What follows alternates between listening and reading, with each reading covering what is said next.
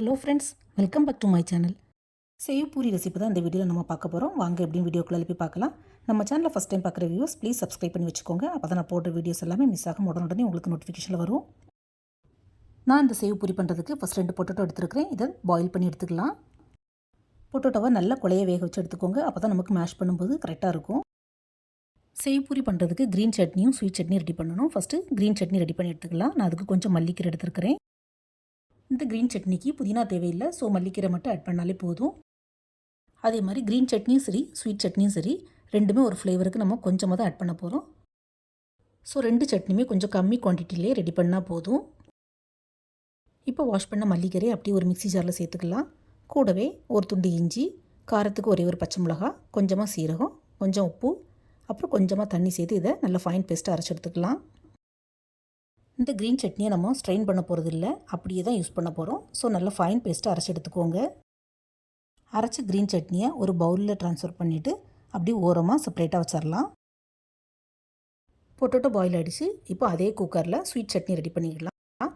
அதுக்கு நான் ஒரு 5 to 6 டேட்ஸ் எடுத்துருக்கிறேன். இது கூட ஒரு நெல்லிக்காய் அளவுக்கு புளி சேர்த்துக்கலாம்.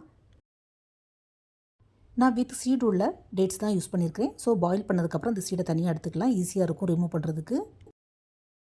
இது கூடவே ஒரு சின்ன லெமன் சைஸ் அளவுக்கு வெல்லம் ஆட் பண்ணிக்கலாம். கூடவே கொஞ்சமாக தண்ணி சேர்த்து, அதாவது ஒரு 1/2 கப்பு போல் தண்ணி சேர்த்தா போதும்.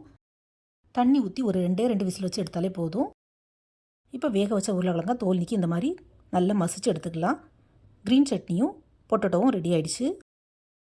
டேட்ஸும் 2 விசில் விட்டு எடுத்தாச்சு. இது கொஞ்சம் ஆறுனதுக்கப்புறமா சீடை நீக்கிட்டு அப்படியே மிக்ஸி ஜாரில் சேர்த்துக்கலாம். நம்ம வேக வைக்கிறதுக்கு கொஞ்சமாக தண்ணி ஊற்றுனதுனால இந்த தண்ணியை ஊற்றி அரைச்சி எடுத்துக்கலாம். இதையும் ஸ்ட்ரெயின் பண்ண வேண்டாம். ஸோ நல்லா ஃபைன் பேஸ்ட்டாக அரைச்சி எடுத்து தனியாக ஒரு பவுலில் ட்ரான்ஸ்ஃபர் பண்ணி வச்சுக்கலாம். இப்போ green chutney, sweet chutney, potato எல்லாம் ரெடி பண்ணியாச்சு.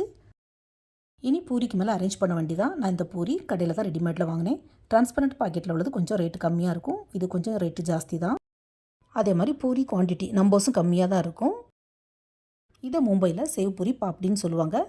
இது டேஸ்ட் நல்லாவே இருக்கும். அப்படியே கூட சின்ன குழந்தைங்க சாப்பிடுவாங்க. ஃபஸ்ட்டு நமக்கு தேவையான சேவ் பூரி பாப்டியை எடுத்து இந்த மாதிரி அரேஞ்ச் பண்ணி வச்சுக்கலாம். அதுக்கு மேலே நம்ம ஸ்மாஷ் பண்ணி வச்சுருக்கிற பொட்டேட்டோவை அரேஞ்ச் பண்ணிக்கலாம். ஆக்சுவலாக இந்த சேவ் பூரி ஈவினிங் 5 to 7 டயத்தில் சாப்பிட வேண்டிய ஒரு சாட் ஐட்டம் ஆகும். மும்பையில் இந்த சேவ் பூரி பானிபூரிக்கெல்லாம் கிராக்கி ரொம்பவே அதிகம். இப்போ பொட்டேட்டோ அரேஞ்ச் பண்ணியாச்சு. இதுக்கு மேலே ஒரு லேயர் பொடியாக கட் பண்ண வெங்காயத்தை அரேஞ்ச் பண்ணிக்கலாம். அதுக்கு மேலே பொடியாக கட் பண்ண டொமேட்டோவை ஆட் பண்ணிக்கலாம். ஃப்ரெண்ட்ஸ், வெங்காயம் தக்காளி எல்லாமே எவ்வளவு பொடியாக கட் பண்ண முடியுமோ அந்த அளவு பொடியாக கட் பண்ணி சேர்த்துக்கோங்க. அதுக்கு மேலே க்ரீன் சட்னியும் ஸ்வீட் சட்னியும் கொஞ்சம் கொஞ்சம் ஊற்றிக்கலாம். உங்களுக்கு காரம் ரொம்ப பிடிக்கும்னா க்ரீன் சட்னியை கூடுதலாக ஆட் பண்ணிக்கோங்க. ஸ்வீட் ரொம்ப பிடிக்கும்னா ஸ்வீட் சட்னியை ஜாஸ்தியாக ஆட் பண்ணிக்கோங்க. நம்ம இஷ்டம்தான். இதுக்கு மேலே நைலான் சேன்னு சொல்லக்கூடிய சேவ் ஆட் பண்ணிக்கலாம். இது நம்ம ஊர் ஓமப்பொடி மாதிரி தான் இருக்கும், பட்டு காரம் இருக்காது. சால்ட்டு மட்டும் தான் ஆட் பண்ணியிருப்பாங்க. சேவ் ஆட் பண்ணதுக்கப்புறமா நான் கொஞ்சம் பொமக்ரானட் சீடு எடுத்து வச்சுருக்கிறேன். இதை ஸ்ப்ரெட் பண்ணி விட்டுக்கலாம். பட் இந்த பொமக்ரானட் ஆட் பண்ணுறது ஆப்ஷனல் தான். ஆனால் ஆட் பண்ணால் டேஸ்ட் ரொம்பவே நல்லாயிருக்கும். சேவ் பூரிக்கு இந்த பொமக்ரானட் எல்லா இடத்துலையும் ஆட் பண்ண மாட்டாங்க. ஒரு சில கடைகளில் மட்டும்தான் இந்த பொமக்ரானட் ஆட் பண்ணி பண்ணுவாங்க.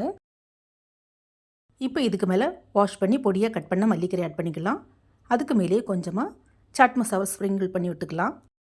கடைசியாக கொஞ்சம் லெமன் ஜூஸை ஊற்றிட்டு சர்வ் பண்ண வேண்டியதான்.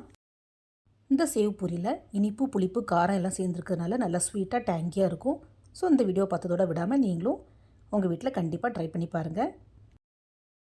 இதே மாதிரி தகி பூரி ரெசிபியும் நான் ஆல்ரெடி அப்லோட் பண்ணியிருக்கிறேன். செக் பண்ணாதவங்க ப்ளீஸ் செக் பண்ணிக்கோங்க.